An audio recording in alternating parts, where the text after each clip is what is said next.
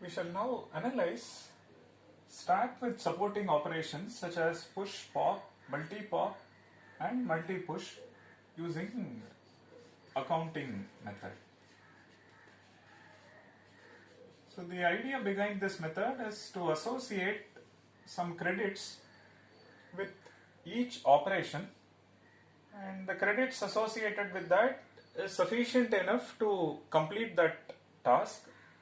For some we may overcharge, and the excess credits will be used for some other operation. So that is essentially the idea. So now for push pop, multi pop is very similar to what we did before. So we charge 2 credits, and out of that 1 credit for the actual push or actual cost, and 1 credit is stored at the data structure or stored at the element, which will be used later. So 2 credits, 2 is a constant. So cost of amortized cost of push is order 1. Then we have pop. For pop we charge nothing, so we charge 0 credits. Then how is this done? The actual cost of this is supplied by the element itself. So the actual cost is 1, which is supplied by the data structure or the element itself, which is supplied by the element itself. Simple reason, if we are performing pop, somewhere the element was pushed. If you look at the input sequence, and our scheme says whenever an element is pushed, there is some credit associated with the element, the excess credit. That we use it over here. So then we have multi-pop. Even for multi-pop, we charge 0 credits. If you say multi-pop of say k, and the actual cost is k, so there are k elements that are being taken out. So we take x1, x2, x3, so on up to xk. Then there are other elements. With each of them we have 1 credit, and that would be used for this operation. Fine. So this is again 0 credits. It is a constant. So order 1 and order 1.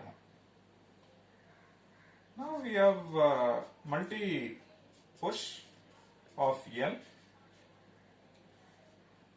Please note this operation push, this itself can be seen as multi push of exactly 1 element. Now we are pushing L. For 1 element we are charging 2 credits. So for this one we charge 2L credits, of which L credits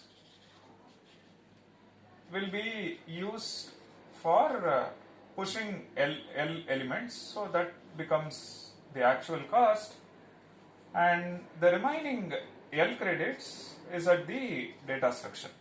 Either you can see it as at the data structure or distributed among L elements. So that subsequently if you perform pop or multi-pop of something, then the cost of that will be supplied by this. And L can be function of N, correct? This can be function of input size. So this can be function of input size. So 2L is order N. So we see that this operation alone is costly, depends on N, and all other operations are pretty cheap, it is constant. Fine, so this we can't help because 2L credits and L can be function of N. So I may perform multi push of N by 4, or I may perform n by 10 or log n. So this can be function of n, and so we need order n credits for this. There are a couple of interesting things to note. The same case study, when we did the analysis using aggregate method, so aggregate analysis was saying order n amortized for all these operations. So same case study, if you use accounting method, we get a better amortized analysis. So which is why we have three approaches: aggregate, accounting, and potential function. According to the case study, choose the appropriate potential function if it is potential function method, and choose appropriate credits if it is accounting based method, and so on. So one has to be careful in choosing appropriate credits. For example, suppose I say charge n by 2 credits, and this one also n by 2 credits. This I say n credits, and it's correct, but then we will say all of them are order n. So suppose I say charge say n by 2 credits, then this is order n.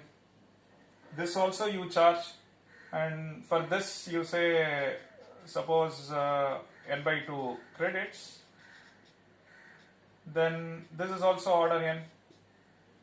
Now at the end of the operation, if you look at the data structure, there will be too many credits left, and which will not be of any use because you are done with the operation, right? For that input sequence, we want to charge each of this operation in such a way that at the end of the input sequence, if the charge left is 0, then it is perfect, or you should leave minimum number of credits, and having excess credits is of no use. Okay, but there are input sequences. For example, you may simply perform push everywhere. Suppose the input sequence is just push, and there are n push operations of this kind, then total number of credits charges 2n credits, correct? And but for each of them it is constant. You see that which means 2n credits divided by n, it is still constant. But if you look at the sequence, at the end of this n credits will be left on the data structure. N credits with the underlying data structure.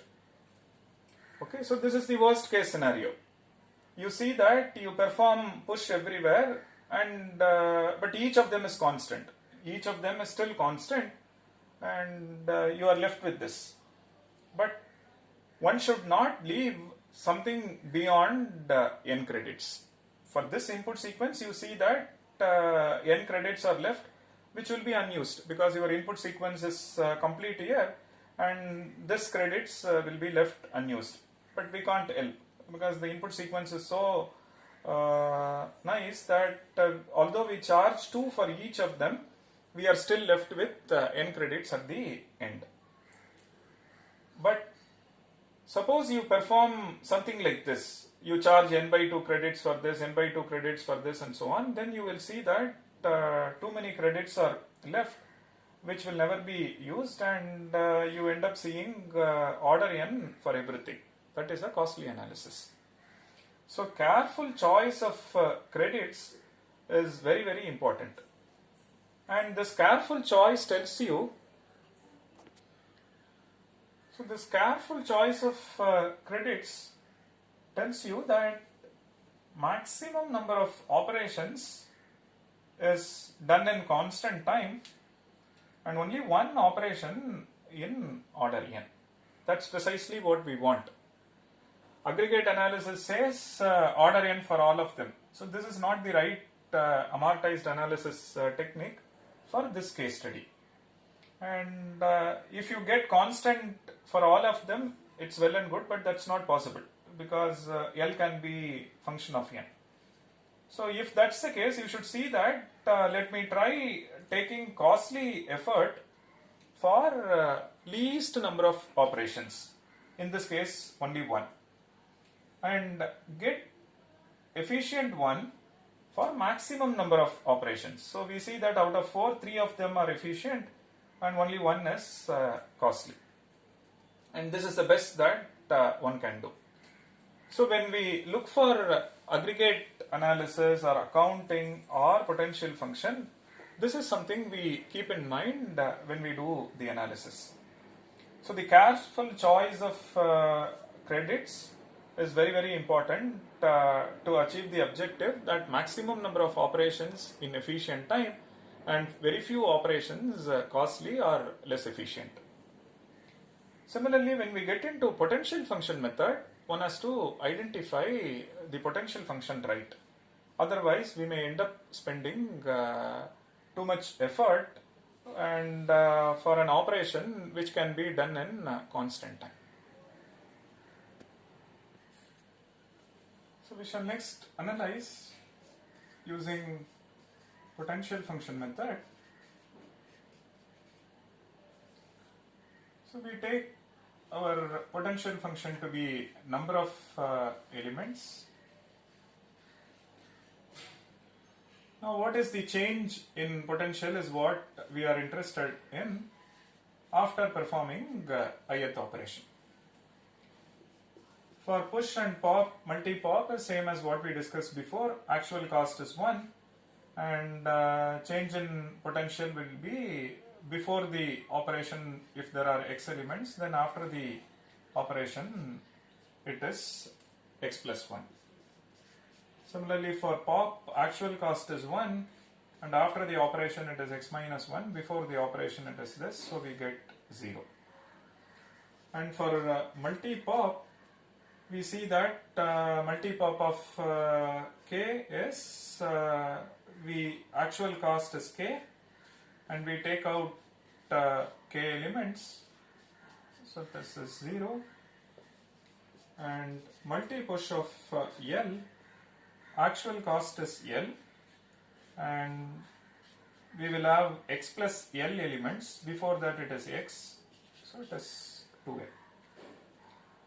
So now you can see that this and the one we discussed as part of accounting method, they are all related.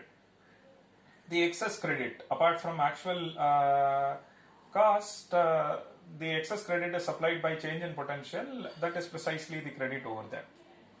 So we see that this one is order 1, this one is order 1, this one is order 1, this one is order L, but L can be function of n, so it is order n.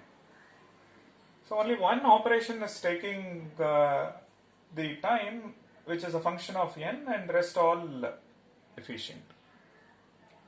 So here again, careful choice of potential function is important, so that maximum number of operations are done efficiently. Very few operations are taking costly time. So as you can see that change in potential in this case is negative, in this case it is positive, but if you look at the potential at any configuration I, that would be positive because it denotes the number of elements. Further, we don't perform pop or multi-pop on an empty stack, so it is always done on a non-empty stack. Fine.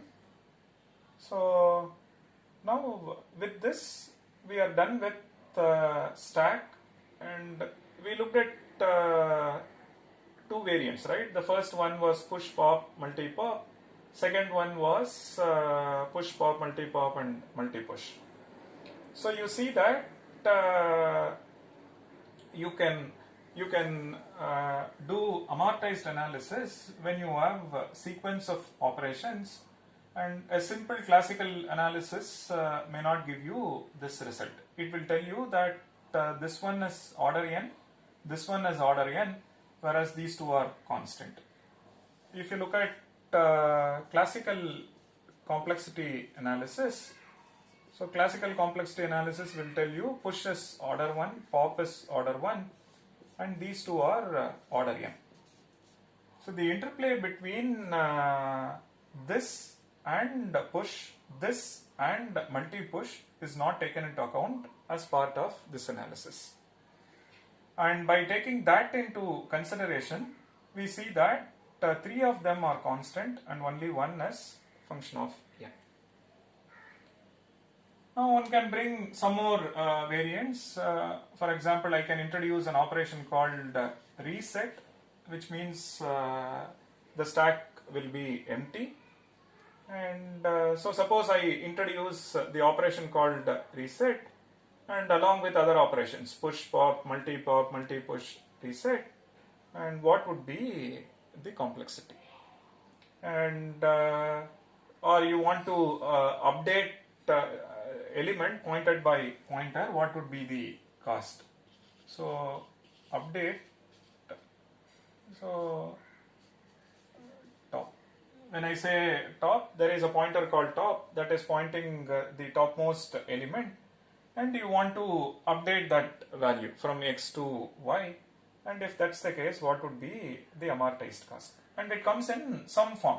This operations, this is a set of operations, and sequence consisting of operations from this set, and it could be an arbitrary sequence. If that's the case, what would be the amortized cost?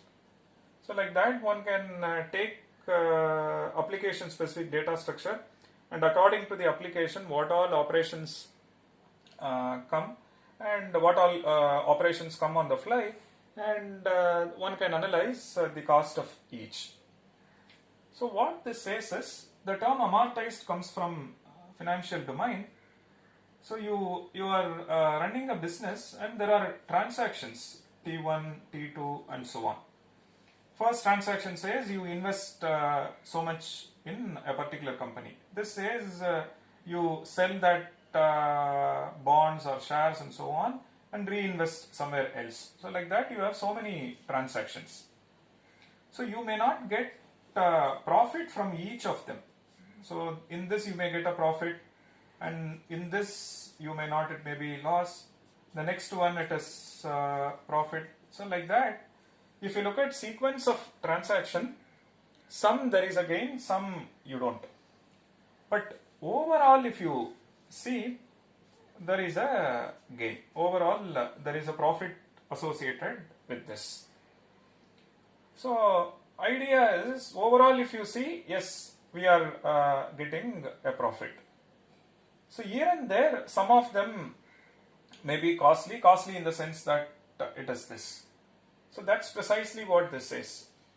You have a sequence of operations. You see that some of them may be costly, some may take order n. But overall if you see, maximum number of operations in constant and very few operations in this. But if you pay individual cost, then you see that some of them are costly. You see that some of them you see loss in it and you incur order n. But overall if you see, maximum number of operations in constant time. So overall effort if you see, yes, there is profit. Over here profit is related to the gain in efficiency, maximum number of operations in constant time.